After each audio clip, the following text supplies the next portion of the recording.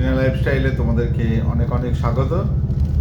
গঙ্গাসাগর থেকে ভোর 5টার সময় আমি বাড়ির উদ্দেশ্যে রওনা দিয়েছিলাম। শহরে থাকার জন্য অনেকদিন আমি এরকম কুয়াশা দেখতে পাইনি, বেশ ভালো লাগছিল সকালটা। আর গাড়ি করে স্ট্যান্ডে নেবে, মানে যেখানে গাড়ির স্ট্যান্ড থাকে সেখান দিয়ে নেবে বেশ খানিকটা হেঁটেই লঞ্চ ঘাটে যেতে হয়। কারণটা হচ্ছে কি, এই সাগর মেলার জন্য লঞ্চ ঘাট অবধি গাড়ি যাওয়া বারণ আছে, তাই মানে হাঁটতে হবে তোমাদের। তারপরে আমি ওখানে অনেকক্ষণ অপেক্ষা করছিলাম, যেহেতু প্রথম লঞ্চটা চলে গেছিলো, তারপরে লঞ্চটা 7:30টার সময় ছাড়বে। তা আমি প্রথম যাত্রী ছিলাম ওই লঞ্চের। তা আমি ওই লঞ্চ ঘাটে অনেকক্ষণ অপেক্ষা করছিলাম। তারপরে যখন 7:30 বাজলো, লঞ্চটা ছাড়লো নামখানার উদ্দেশ্যে। তা আমি ভাবলাম এই লঞ্চ যাত্রার একটা ভিডিও তোমাদের সাথে আমি শেয়ার করব। কারণটা হচ্ছে কি, এই লঞ্চ যাত্রাটা উপভোগ করতে ভীষণ ভালো লাগবে। আসার সময় আমরা পারিনি সেইভাবে ভিডিও করতে, কিন্তু বাড়ি ফেরার সময় আমি এটা তোমাদের সামনে দিলাম। আর এই জায়গাটা দেখছো, ক্যামেরাটা আমার আবছা হয়ে গেছিলো, আমি একটু অবাক হয়ে গেছিলাম যে কেন এটা হলো, হঠাৎ করে এরকম হলো। কিন্তু কিছুক্ষণ পরেই আবার এই যে পরিষ্কার হয়ে গেল। এটা ওখানকার ওয়েদারের জন্য হয়েছে, এটা আমার ক্যামেরার দোষ না। আর তোমরা দেখলে সকালবেলায় সূর্য উঠেছে, আলোটা পড়েছে জলের ওপরে, ভীষণ সুন্দর লাগছিল। আর এখানকার পরিবেশটাও ছিল দারুণ, ভালো ঠান্ডা ছিল, সুন্দর একটা হাওয়া দিচ্ছিল। খুব মজা করে আমি আসছিলাম, কেন লঞ্চে ভিড় একদমই ছিল না, গুটি কয়েক লোক আমরা ছিলাম এই লঞ্চের মধ্যে। আর তোমাদেরকে বলা হয়নি, এই যে নদীটা আমরা যাচ্ছি, এই নদীটার নাম হচ্ছে বুরুলি নদী। এটা লঞ্চে যে ছিল আর কি, মানে যারা ছিল তাদের কাছেই আমি জিজ্ঞেস করেছিলাম, মানে স্থানীয় মানুষের কাছে জিজ্ঞেস করেছিলাম। তা এটাকে বললো বুরুলি নদী। যথেষ্ট চওড়া এবং বিশাল বড় এই নদীটা। ভীষণ ভালো লাগছিল এই লঞ্চ যাত্রাটা আমার। আমি যার জন্য ভেতরে গিয়ে বসিনি, পুরো 1 ঘন্টা রাস্তায় আমি সামনে যাচ্ছিলাম। আর তোমরা শুনতে পাবে ভিডিওতে, আমি কথা বলছিলাম লঞ্চের স্টাফের সাথে।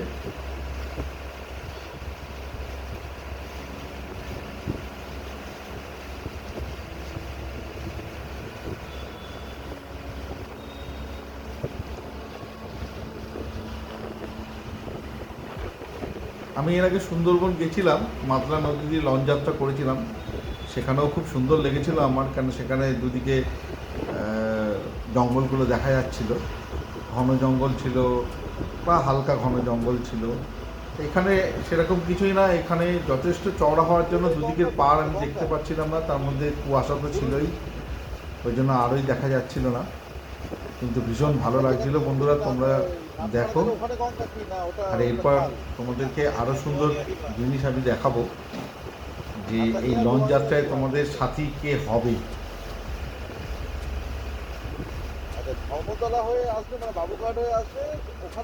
এখানটা হালকা একটু কুয়াশার জন্য আমার ক্যামেরাটা খোলা হয়ে গেছিল। হ্যাঁ, গঙ্গা তো চলে গেছে, বাংলাদেশ চলে গেছে। আর তোমাদের বলে রাখি, লঞ্চের সামনে কিন্তু তোমরা যেতে পারবে না, বা লঞ্চের কেবিনেও যেতে পারবে না, ওটা বারণ আছে। যা করতে হবে তোমাকে, লঞ্চের ভেতরে যাবার যে সিঁড়িটা আছে ওইখানে দাঁড়িয়ে তুমি ভিডিও করতে পারো, কিন্তু উপরে উঠতে পারবে না কোনোভাবেই, ওটা নিষেধ আছে। যদি কেউ করে এরকম, ধরা পড়লে অনেক টাকা জরিমানা, এমনকি লঞ্চও বসিয়ে দিতে পারে, যার জন্য ওনারা কাউকে অ্যালাউ করে না এখানে যাওয়ার জন্য। কেউ জেদ করলেও করবে না। অর্থাৎ কেউ যদি যাও, সেটা কেউ করতে যেও না, ওরা কিন্তু খুব রাগারাগি করে।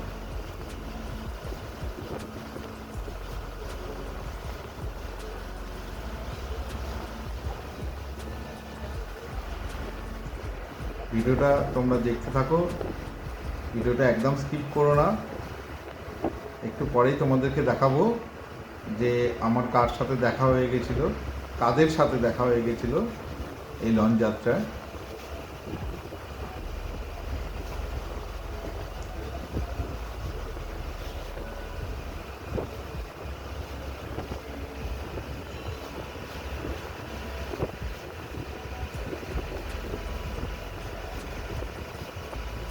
আর বন্ধুরা, যদি ভিডিওটা তোমাদের ভালো লাগে তোমরা অবশ্যই লাইক করবে, কমেন্ট করবে।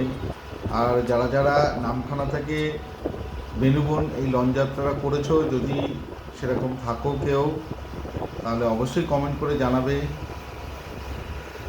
বা আরও কেউ কোথাও যদি গিয়ে থাকো এরকমভাবে, সেটাও জানাবে, খুব ভালো লাগবে।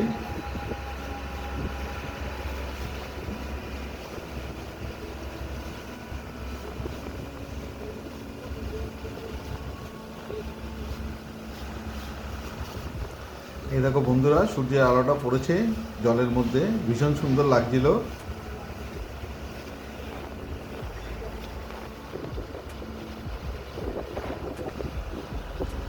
বিশাল চওড়া এই নদীটা।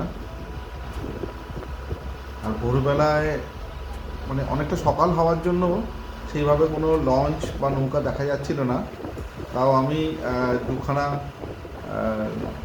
একটা নৌকা, মাছ ধরার নৌকা, আর একটা লঞ্চ আমি দেখতে পাই। সেটা তোমাদেরকে আমি আগে ভিডিওতে দেখাবো।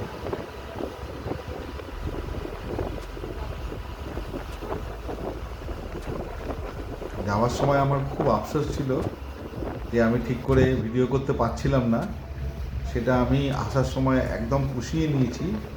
কারণটা, আমি যখন ভিডিও করছিলাম আমার আশেপাশে কেউ ছিল না, আমি নিজের মতো করে ভিডিও করেছি। তবে আমি অনেকটা অংশ এখান দিয়ে বাদ দিয়েছি, যেহেতু ভিডিও অনেক বড় হয়ে যাচ্ছিল, সেই জন্য অনেকটা অংশ বাদ দিয়েছি। আর এই দেখো, অনেকক্ষণ পরে একটা, সম্ভবত এটা মাছ ধরার নৌকা, কারণটা এখানে মাছ ধরার নৌকা, বালি তোলার নৌকা এগুলো থাকে। আর থাকে ছোট ছোট জাহাজ, যেগুলো মালপত্র বহন করে, সেটা ভারত বাংলাদেশ দুদিক থেকেই থাকে। এই যে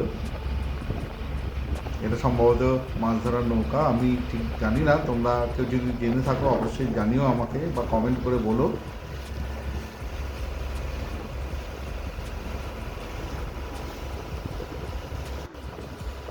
আর এই দেখো দেখা যাচ্ছে এটা একটা যাত্রীবাহী লঞ্চ।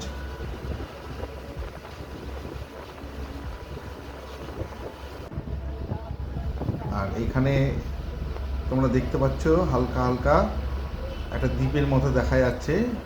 আর তোমাদের দেখায় এই যে বন্ধুরা, এগুলো হচ্ছে গিয়ে তোমাদের যেতে যেতে তোমরা পাবে এগুলো হাঁস পাখি প্রচুর পরিমাণে রয়েছে এখানে।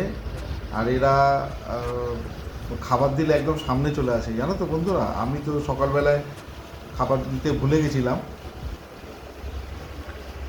যখন আমরা এসেছি গঙ্গাসাগরের দিকে নামখানা থেকে, তখন এদেরকে খাবার দেওয়া হয়েছিল, কিন্তু তখন আমরা এত পাখি দেখতে পাইনি। এখন যা দেখতে পাচ্ছি প্রচুর পরিমাণে পাখি, তখন কিন্তু দেখা যায়নি এত পাখি। তখন তো অনেকগুলোই ছিল, আসছিল খাবার খেতে, একদম লঞ্চের সামনে চলে আসছিল খাবার খেতে। ওরা খুব সুন্দর খাবার খেতে পারে, ছুঁড়ে ছুঁড়ে দিলে এরা ঠিক খাবার খেয়ে নেয়।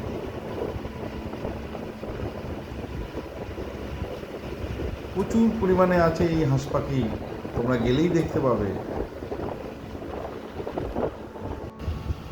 আর এই দেখো ছোট ছোট জাহাজ, এগুলো মালবাহী জাহাজ, এগুলো ভারত আর বাংলাদেশ দু দেশেরই এই জাহাজগুলো রয়েছে।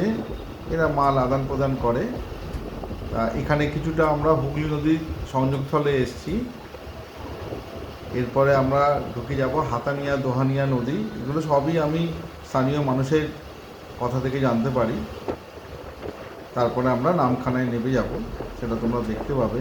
আর এরপরে তোমরা ভিডিওতে দেখবে যে সব মাছ ধরার ট্রলার আছে, আরও অনেক মালবাহী ছোট ছোট জাহাজ ভারতের বাংলাদেশের সবারই আছে। তা আমি আর বেশি বকবক করবো না বন্ধুরা। তোমরা ভিডিওটা দেখো। আর অবশ্যই